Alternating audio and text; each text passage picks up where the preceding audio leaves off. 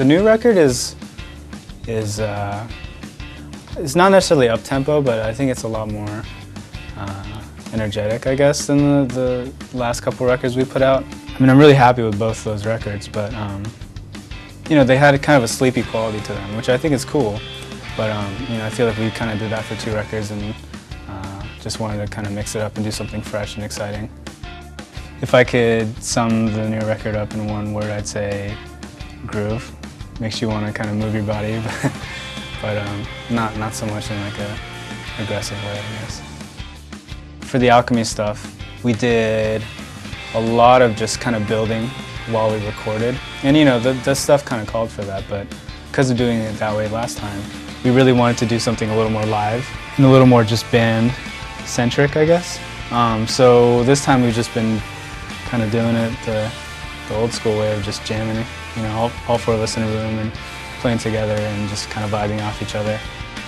Yeah, there's definitely, you know, a few advantages of doing it ourselves here in the studio.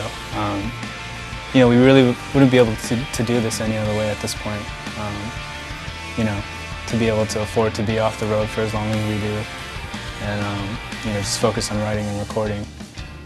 Basically, the money that we're saving, you know, by doing it ourselves here is allowing us to live and sustain ourselves, you know, through the dry period of not touring.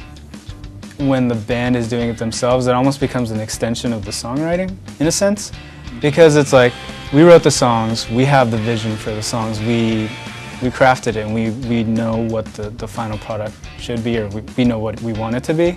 You know, so what better way to follow through with that than to actually commit it to tape ourselves, you know?